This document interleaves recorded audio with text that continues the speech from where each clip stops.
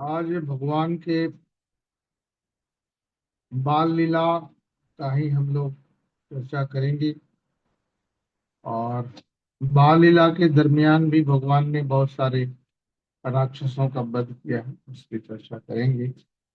और ये गुरुदेव की अति कृपा है कि हम लोग कुछ सीख रहे हैं और कुछ बोलने का प्रैक्टिस भी कर रहे हैं। और भगवान की अति कृपा है, गुरु कृपा है। तब हम शुरू करते हैं। अस्मद्गुरुभ्यो नमः। अस्मत्परम गुरुभ्यो नमः। अस्मत्सर्वगुरुभ्यो नमः। श्री राधा कृष्णाभ्यां नमः। श्रीमते रामानुजाय नमः। लंबोदरम परम सुंदरम एकदंतम पीतांबरं त्रिनयनं परमं पवित्रम् उद्धदिवाकरनिभोज्वलकान्तिकान्तं विघ्नेश्वर विघ्नेश्वरं सकलविघ्नहरं नमामि। शरीरं स्वरूपं ततो वा कलत्रम् यशश्चारुचित्रम् धनं मेरुतुल्यम् मनश्चैनलग्नं श्रीगुरुरङ्घ्रिपद्मे ततः किं ततः किं ततः किं ततः किम्। नारायणं नमस्कृत्य नरं चैव नरोत्तमं देवीं सरस्वतीं व्यासं ततो जयमुदीरये। जयतु देवो देवकी नंदनो अयम्। जयतु कृष्णो वृष्णिवंश प्रदीपः। जयतु मेघ श्यामलः कोमलांगः। जयतु पृथ्वीवारणासो मुकुन्दः। कृष्ण त्वदीय पद पंकज पंजरान्ते अद्यैव मे विशतु मानस राजहंस। प्राण प्रयाण समये कफवात पित्ते कंठावरोधन विधौ स्मरणं कुतस्ते। बरहा पीडम नटवर वपुः कर्णयोः कर्णिकारम् बिभ्रदवासः कनककपीशम् वैजयन्तीं च बालाम् रन्ध्रान् वेणोर्धर सुदया पूरयन् गोपवृन्दैः वृन्दारण्यं स्वपदरमणं प्राविशत गीर्तिः। करारविन्देन पदारविन्दम् मुखारविन्दे विनिवेशयन्तम् बटस्य पत्रस्य पुटे शयानम् बालं मुकुन्दं मनसा स्मरामि। रामाय रामभद्राय रामचन्द्राय वेदसे रघुनाथाय नाथाय सीतायापतये नमः।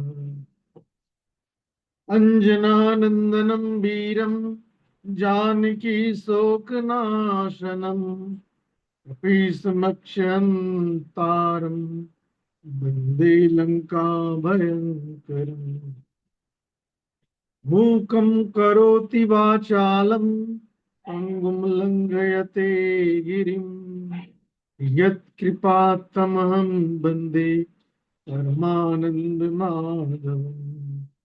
भक्त भक्ति भगवंत गुरु चतुर नाम बपुए इनके पद बंधन किए नाशत भी ज्ञानी। बोलिए वृंदावन बिहारी लाल की जय।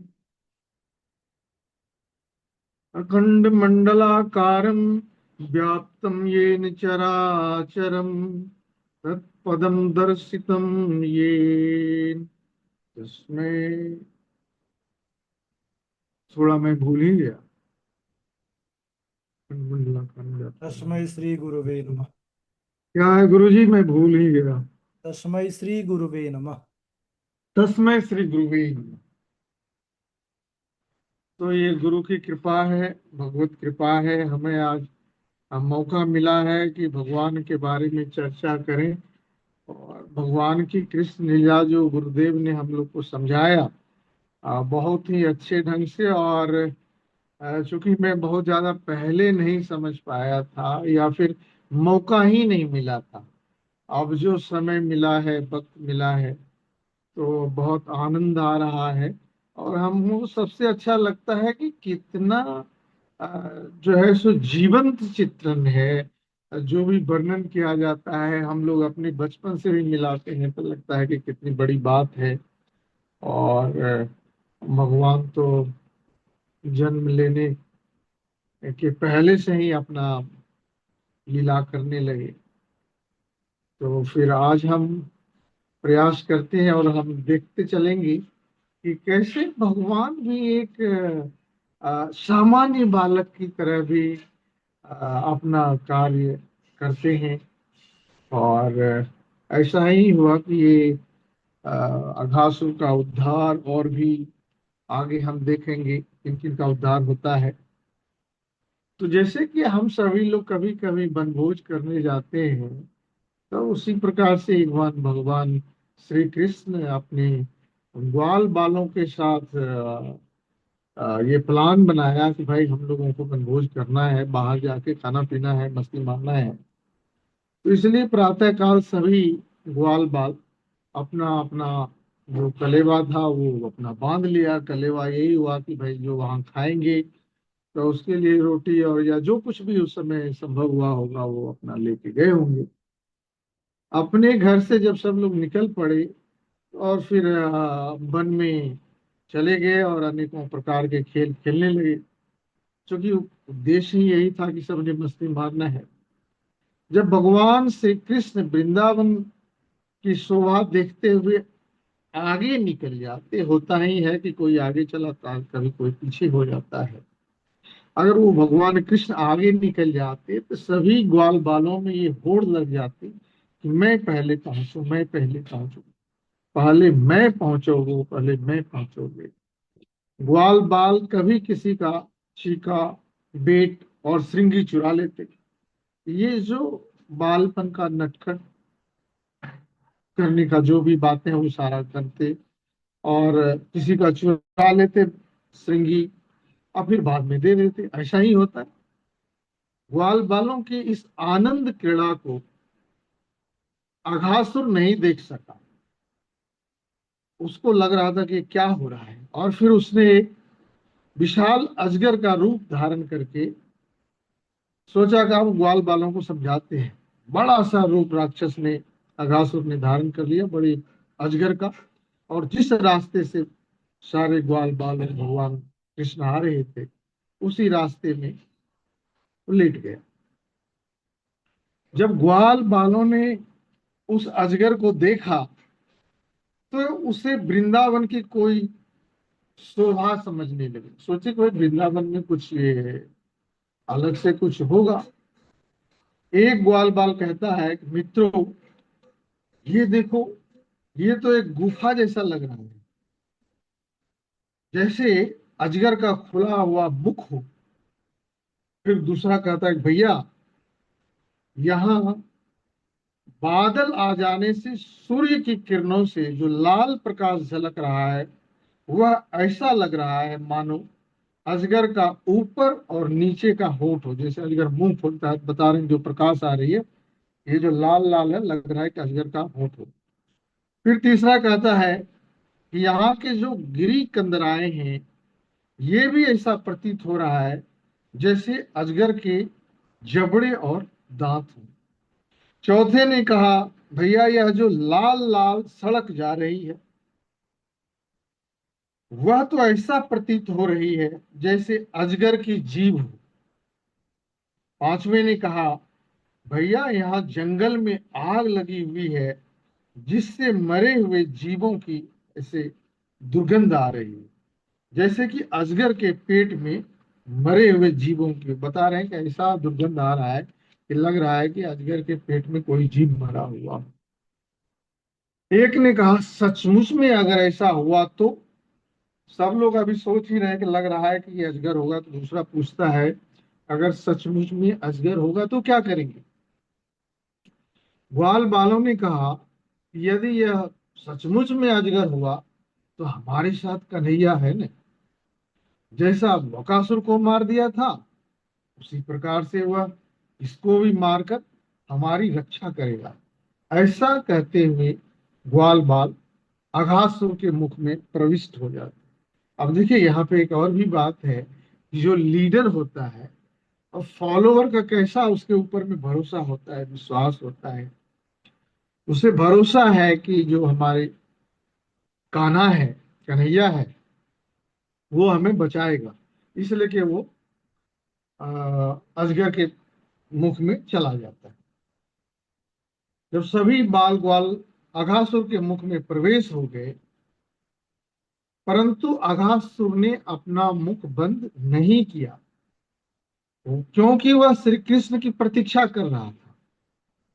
भगवान श्री कृष्ण ने देखा कि ग्वाल बाल अघासुर के मुख में प्रविष्ट हो गए हैं, तो फिर वो भी दौड़े दौड़े आए और अघासुर के मुख में घुस गए।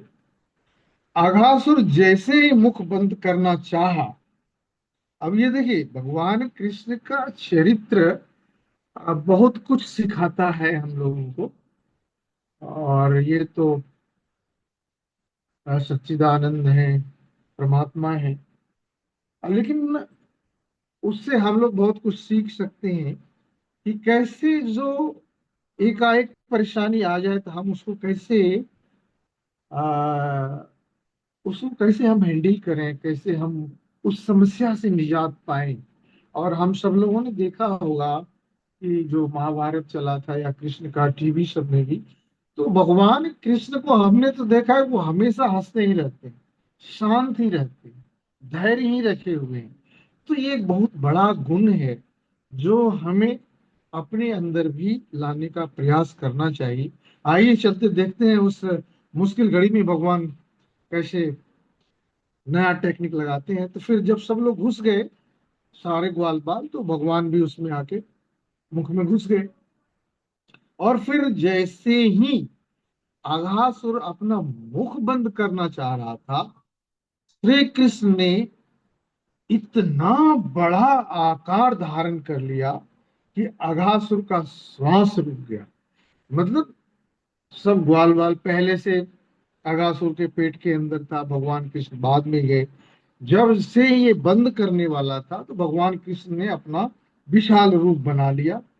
और फिर इतना बड़ा विशाल रूप बना लिया कि अघासुर का सांस रुक गया। और फिर इस सांस रुकने से उसका गोविंदाय नमो नमः हो गया। भगवान श्री कृष्ण ने सभी ग्वाल बालों को फिर बाहर निकाला, फिर स्वयं बाहर निकले। और फिर उसी समय अघासुर के शरीर से एक दिव्य ज्योति निकली, जो श्री कृष्ण के चरणों में समा गई। भगवान कृष्ण से उसका उद्धार होना था। जब उसकी मृत्यु होती है तो उसकी जो प्राण है वो भगवान के चरणों में समा जाते हैं।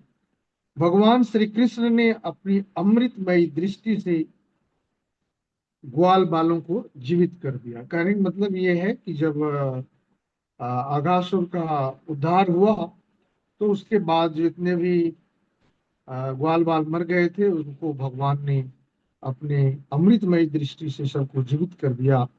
और जब ये कहानी ऊपर से देवता लोग देख रहे थे, तो फिर वो देवता लोग भी पुष्प बरसाने लगे, ढोल नगाड़े बजाने लगे। और फिर इतनी जोर का उत्सव हुआ कि ढोल नगाड़े की ध्वनि ब्रह्मा जी के कानों तक पहुंच गई।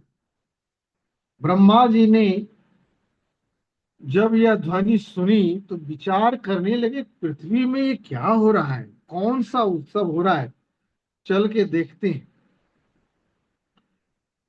और फिर यहाँ भगवान श्री कृष्ण ग्वाल बालों के साथ यमुना के कुलीन में आ गए,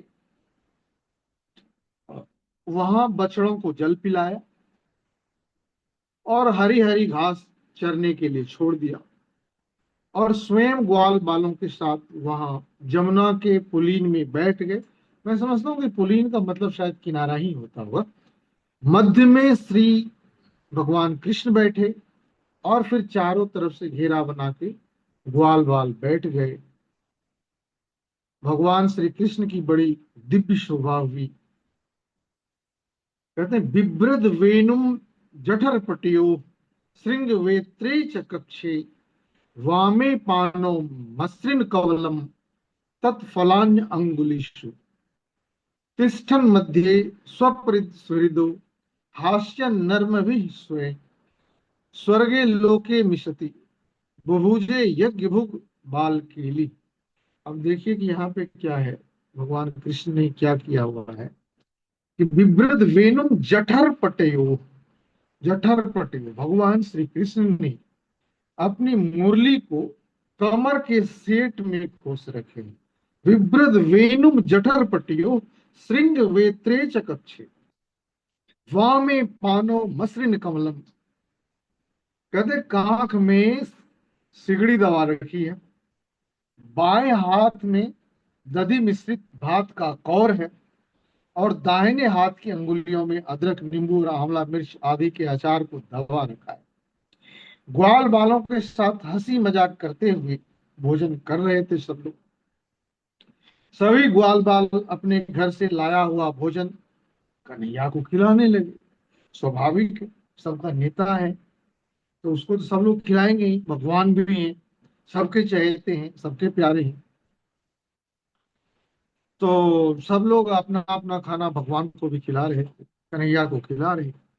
इसी समय एक बिल्व मंगल नाम का गोप अपने घर से खट्टी छाछ लाया था, जिसको जो बन पड़ा था अपने अपने घर से लेके निकल गया था। तो ये जो बिल्व मंगल साहब हैं, तो इन्होंने अपने घर से खट्टी छाछ लाया, सब लोग कन्हैया को खिला रहा है।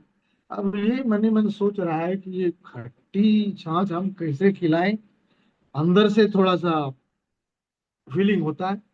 हम सब लोग जानते हैं कि सब लोगों का प्रयास रहता है अच्छा से अच्छा किसी को खिलाएं, तो फिर वो इसी चिंता में था, वो सोच रहा था क्या करूं, पिलाऊं खट्टी छाछ या ना पिलाऊं। और इसलिए वो अकेला ही इस छाछ को सोचा क्या करेंगे, उनको पिलाना ठीक नहीं रहेगा, तो उस खट्टी छाछ को बिल्व मंगल अकेला ही पीने लगा। और फिर दूर से देख रहा है कन्हैया कि सबका खेल हो रहा है, सब लोग कुछ ना कुछ खिला रहा है, ये बिल्व मंगल अकेला पड़ा हुआ है, कुछ ना कुछ तो बात है। तो फिर भगवान कन्हैया ने जब यह देखा तो उसने दौड़कर उसके पास पहुंचे। उसके मुख में देखिए एक बहुत बड़ी बात है, कह रहे बिल्व मंगल के पास वो दौड़ के गए कन्हैया, और उसके मुख में अपना मुख लगा के जोर से गालों में गुलचा दिया, जिससे उसके मुख की छाछ कन्हैया के मुख में आ गई। ये कितनी बड़ी बात है कि जो नेतृत्व करता है भगवान हो, और ऐसे भी नेतृत्व करने वाला का नजर हमेशा सबके ऊपर रहती है, और दूसरे की भावना भी समझ जाते हैं, ये तो भगवान का रूप ही थे। कहते हैं कि नेता और एक्सपर्ट आदमी भी वही बनता है जिसके अंदर ज्यादा से ज्यादा विष्णु तत्व रहता है, इसलिए तो गुरु को विष्णु का ही रूप माना गया है, और नेता भी तो गुरु ही होता है।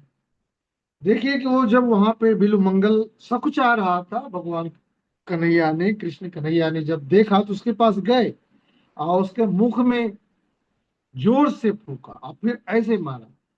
तो इससे क्या हुआ कि जो उसके मुख में था कन्हैया के मुख में आ गया, थोड़ी बहुत जो उसके शरीर में पड़ गई, फिर उसको कन्हैया चाटने लगे। अब देखिए ये कितनी बड़ी बात है, ये साधारण बात नहीं है। हम सुन लेंगे कह लेंगे, लेकिन इन गुणों को अगर हम अपने अंदर ला सकें तो ये बहुत बड़ी अचीवमेंट होगी कि हम अपने फॉलोअर का, जो हमारे साथ हैं, जो हमारे भरोसे हैं, उनका हम पूरा ख्याल अगर रखते हैं, ये बहुत बड़ी चीज है। और फिर ये सारा खेल ब्रह्मा जी आकाश में खड़े खड़े देख रहे हैं। देखे तो वो भी मोहित हो गए, सोचने लगे ये कैसा परमात्मा है जिसे शुद्धि और अशुद्धि का ज्ञान नहीं है। अब यहीं पे देखिए, जब प्रेम होता है ना, प्रेम को परमात्मा कहा गया है। ढाई आखर प्रेम का पढ़े सो पंडित हुए। भगवान ब्रह्मा जी ऊपर से देख रहे हैं कि देखिए इनको ये भी नहीं है कि हमारा जूठा, हमारा ये, हमारा वो, इसका इसके मुख से उसके मुख में, और उसके इस पे ऊपर भी जो शरीर पे गिरा उसको भी भगवान चाटने लगे। तो भगवान ब्रह्मा जी कहते हैं कि वाह, देख के वो भी अंदर से मोहित हो गए, सोचने लगे कैसा परमात्मा है, शुद्धि और अशुद्धि का ज्ञान नहीं है, इसकी परीक्षा लेनी चाहिए। बहुत बड़ी बात है ये। बोल दे वृंदावन बिहारी लाल की जय। तो अब ब्रह्मा जी सोच रहे हैं कि हम इसका कैसे परीक्षा लें। वो अपना तिकड़म भिड़ाते हैं। ब्रह्मा जी घास चरते हुए, ये लोग तो वहां गाय भैंसी चराता था, गाय ही चराते थे सब ग्वाले लोग। तो ब्रह्मा जी ने इनका परीक्षा लेना अब शुरू किया। तो ब्रह्मा जी ने क्या किया, ब्रह्मा जी घास चरते हुए बछड़ों को छुपा दिया। ये लोग क्या था कि बीच में कन्हैया था, चारों तरफ ग्वाल बाल थे, बैठ के सब लोग खाना खा रहे थे, बनभोज का मजा ले रहे थे। और ये इस ढंग से जो कान्हा का कर्तव्य हुआ, तो ब्रह्मा जी अब बहुत अच्छा लगा, और सोचिए कैसा है इसका, जब हम परीक्षा लेते हैं कितना दम है। ब्रह्मा जी ने इसलिए क्या किया कि जितना भी बछड़ा गाय चल रहा था, घास खा रहा था, उस सबको, बछड़े को छुपा दिया। अब ब्रह्मा जी ही हैं, वो कहीं भी किसी को उड़ा सकते हैं। और इस तरह जब ग्वाल बालों को बछड़े नहीं दिखाई दिए तो सभी दुखी हो। कन्हैया ने कहा कि मित्रों, आप सभी भोजन करो, चिंता मत करो, मैं हूं ना, आप सभी अभी भोजन करो, मैं अभी सभी बछड़ों को लेकर आता हूं। जब सब बच्चा ही था, ग्वाल बाल सब बच्चा ही था, देखा कि हमारा कोई बछड़ा ही नहीं है, चारों तरफ देख लिया नहीं मिल रहा है। कन्हैया के पास गया, कन्हैया कहता है भाई चिंता मत कर, मैं देखता हूँ, अभी तब तक आप लोग भूख लगाए भोजन करो। जब श्री कृष्ण बछड़ों को ढूंढने के लिए निकले, तो श्री कृष्ण तो चले गए उधर उपाय करने। उसी समय ब्रह्मा जी क्या करते हैं कि जो भी ग्वाल वाल था उनको भी छुपा दिया। बछड़ों को तो छुपा ही दिया। उस जगह से जब श्री कृष्ण निकल गए, कन्हैया निकल गए, तो फिर सारे ग्वाल बाल को भी छुपा दिया। जब वन में बछड़े नहीं मिले, भगवान कृष्ण गए थे खोज, जब वन में बछड़े नहीं मिले, तो कृष्ण वापस यमुना के पुलिन में लौट आए। जब बछड़ा नहीं मिला भगवान को, तो वो यमुना के किनारे पहुंच गए। और फिर वहां क्या देखते हैं, एक नया ही खेत, वहां ग्वाल बाल एक भी नहीं नजर आ रहा है। तो भगवान कृष्ण भी कहते हैं, क्या बात है। तो ध्यान लगा कर देखा। एक चीज हम लोगों ने देखा है कि जो महाभारत है, ध्यान लगाकर, ध्यान भारतीय संस्कृति का, मैं समझता हूँ कि भारत का विश्व को बहुत बड़ा देन। ये जो ध्यान है ना, बहुत ताकतवर चीज है। ध्यान, तप, तपस्या, पहले के ऋषि मुनियों का यही शक्ति था। और आज भी वो शक्ति है। आज भी हमारे ऋषि मुनि हिमालय की कंदराओं में पूजा करते हैं। और ध्यान लगा करके, अब देखिए कि कितना बड़ा साइंस है। बहुत इंटरेस्टिंग बात है। आज बेशक लोग जो भौतिक रूप से, चाहे अमेरिका हो या और भी राज्य हो, कंट्री हो, देश हो, वो लोग कुछ बना लें, चाहे वो नए नए वो टेक्नोलॉजी निकाल रहे हैं, लेकिन आज से कितने साल पहले ध्यान लगाकर देखते थे हमारे ऋषि मुनि, और वो हकीकत जान जाते। कितनी बड़ी बात है। इसलिए कि भारत विश्व गुरु था, है, और हमें लगता है कि शायद ये पूरी दुनिया फिर भारत के पीछे आएगी। ये बहुत बड़ी बात है कि ध्यान लगाते हैं और उस ध्यान से अब कैसे कनेक्ट कर लेते हैं। बहुत बड़ी बात है ये। तो भगवान कृष्ण जब ध्यान लगाकर देखते हैं तो वो समझ जाते हैं कि ये ब्रह्मा जी का खेल है, उनका करतूत है। वो अपनी योग माया से सारा खेल किए। फिर जितने भी ग्वाल बाल थे, उनकी जैसी आयु थी, छोटा बड़ा जैसा उनका शरीर था, उनके हाथ में जैसा छड़ियां श्रृंगी था, उन्होंने जैसे जैसे वस्त्र पहने थे और आभूषण पहने थे, भगवान श्री कृष्ण ने सभी का रूप धारण कर लिया। अब देखिए यहाँ भी साइंस है। क्या पता कि अब हमारा जो सनातन ज्ञान है इतना बड़ा है, आने वाले वक्त में एक आदमी हजारों आदमी में बदल जाए। कहते हैं कि जैसा जो था उसी ढंग का रूप भगवान ने बछड़े का ग्वाल बाल का सब धारण कर लिया। और जैसा श्रृंगी था, मतलब हूबहू बहु वही। उन्होंने जैसे जैसे वस्त्र पहने थे और आभूषण पहने थे, भगवान श्री कृष्ण ने सभी का रूप धारण कर लिया। और फिर सायंकाल व्रज में प्रवेश किया। वहां तो जाना ही था, लेकिन वो सब है नकली। असली तो वो ब्रह्मा जी गायब किए हुए हैं। ग्वाल बालों की माताएं प्रतिदिन ग्वाल बाल बने हुए श्री कृष्ण को नहलाती, उनका श्रृंगार करती। स्वाभाविक है, अब माताओं को क्या पता कि असली निकली है। तो भगवान ही सबका रूप धारण कर लिए थे। तो सभी माताएं नहलाती, उनका श्रृंगार करती, और फिर बड़े दुखी मन से बछड़ा चराने के लिए वन में भेजती। और ये कितना दिन हो गया, 1 वर्ष बीत गया, चलता ही रहा। 1 वर्ष पूरे होने में 5-6 दिन ही बचा हुआ था। उस समय गोवर्धन की तलहटी में बलराम जी श्री कृष्ण के साथ बछड़ा चरा रहे थे। वो दूसरी घटना है उधर। इधर दूसरी घटना है। गोवर्धन पर्वत के शिखर पर गोपगण गौएं चरा रहे थे। गौओं की दृष्टि जैसे ही अपने बछड़ों पर पड़ी, वह वहां से बछड़ों से मिलने के लिए दौड़ी। गोपों ने उन्हें रोकने का प्रयास किया, परंतु वह नहीं रुकी। गोपों को अत्यधिक क्रोध आया। स्वाभाविक का क्रोध आएगा। गौएं बछड़ों के पास आकर दूध पिलाने लगी। गोपों ने जब नीचे अपने बच्चों को देखा, उनका क्रोध शांत हो गया। उन्होंने अपने बालकों को गोद में उठा लिया। बलराम जी ने जब यह देखा तो विचार करने लगे, श्री कृष्ण के होते हुए भी इन गोपों को अपने पुत्रों पर इतना स्नेह कैसे हो सकता है। देखिए, सबको पता है कि कन्हैया से सब लोग ज्यादा प्यार करते थे, सबसे ज्यादा सब लोग। तो फिर बलराम जी इस चीज को नोट की कि सब लोग अपना अपना बच्चे को बहुत दुला रहा है, यहाँ पे तो कन्हैया भी है।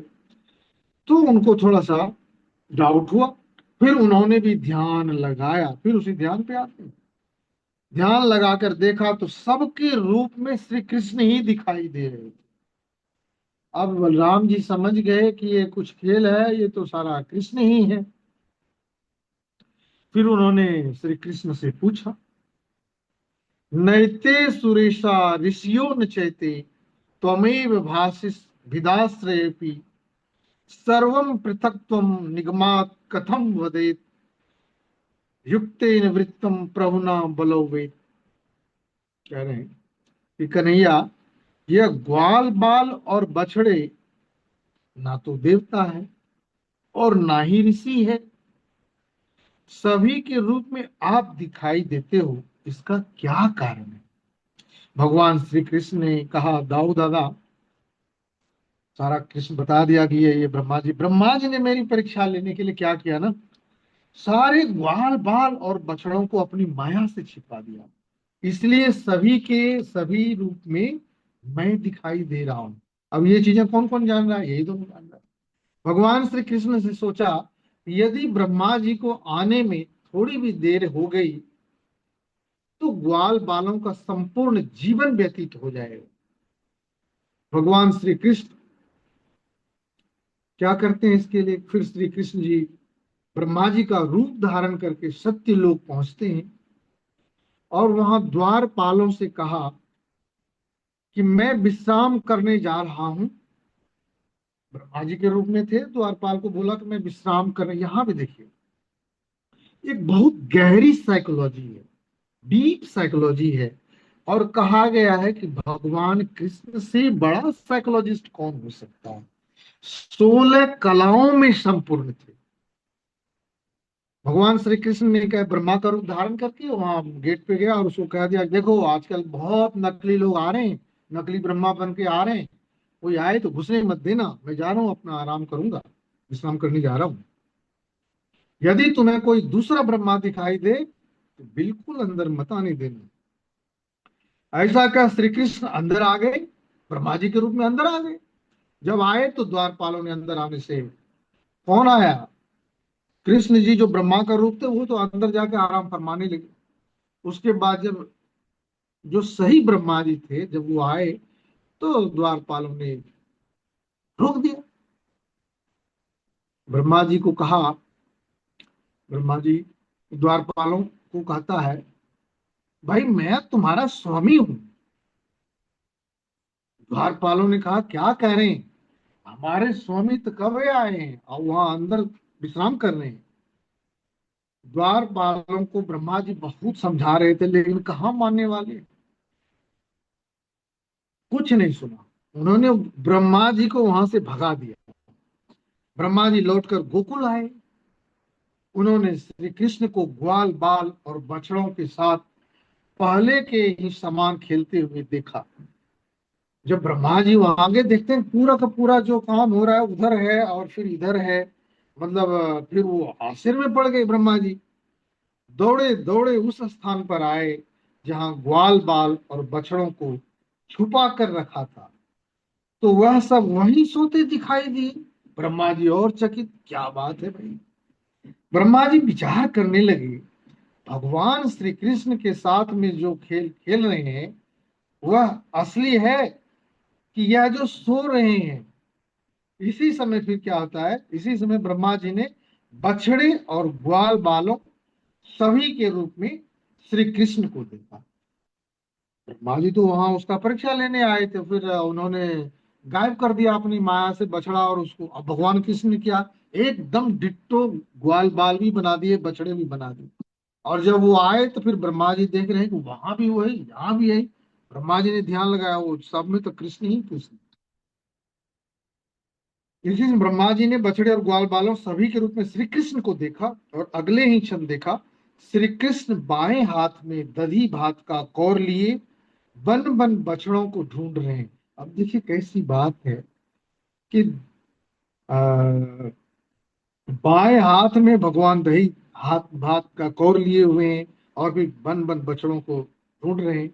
ब्रह्मा जी समझ गए, जिसे मैंने साधारण बालक समझा वो परब्रह्म परमात्मा श्री कृष्ण है।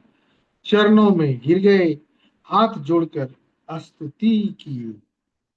नौमी अति ब्रह्मपुषे तड़ितंबराय गुंजावतम सपरिपिच्छल सन्मुखाय वनीय सृजे कवल वेत्र विषाणु वेणु लक्ष्म श्रिये मृदु पक्षे पशुपांग जाय। तो वो ब्रह्मा जी भगवान विष्णु का प्रणाम करते हैं। प्रभु आपने मेघ के समान श्यामल वर्ण में पीतांबर धारण कर रखा है, गले में गुंजा की माला, मस्तक में मयूर प्रच, कंठ में वनमाला धारण कर रखी है। आपके बाएं हाथ में दही भात का कौर है, बगल में वेंट और श्रृंगी आपने दबा रखा है, और फिर सेंट में बांसुरी को खोस के रखा है। आपके चरण अत्यंत सुकोमल हैं, प्रभु आपका जो यह गोपाल का वेश है, यह आपने मुझ पर कृपा करने के लिए धारण किया है। तत्तेनुकंपा सुषुमक्ष मानो भुंजान एवात्म कृतम विपाकम हृदय पूर्व धन नमस्ते जीवेत यो मुक्ति पदे सदाय भाग।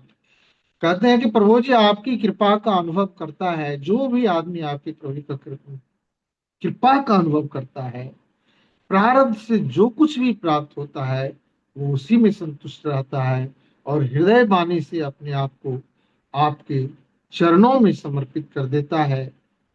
वह जैसे पिता की संपत्ति पर पुत्र का अधिकार होता है, वैसे ही वह मुक्ति का अधिकारी हो जाता है। प्रभु जैसे माता के गर्भ में बच्चा अपने हाथ पर पीटता है, परंतु माता उसे अपराध नहीं समझती, ऐसी संपूर्ण ब्रह्मांड आपके उदर में स्थित है। मैं आपका पुत्र हूं, इसलिए मेरे किए हुए अपराध को क्षमा कीजिए। तो देख लिए, मैं समझता हूँ कि मजा आया होगा। भगवान का यही लीला होती है। बोली वृंदावन बिहारी लाल की, सदगुरुदेव की जय। राधे राधे गुरुदेव। गुरुदेव राधे राधे। चलिए, बहुत बढ़िया निरंजन जी। बहुत अच्छा, ठाकुर जी कृपा बनी रहे। बहुत भाव से आपने पूरा चरित्र को गाया है। बहुत बढ़िया, बहुत सब अच्छा, आपकी कृपा है गुरु जी। बहुत अच्छा। चलिए, एक आध भजन कोई सुनाना चाहे, अभी समय है।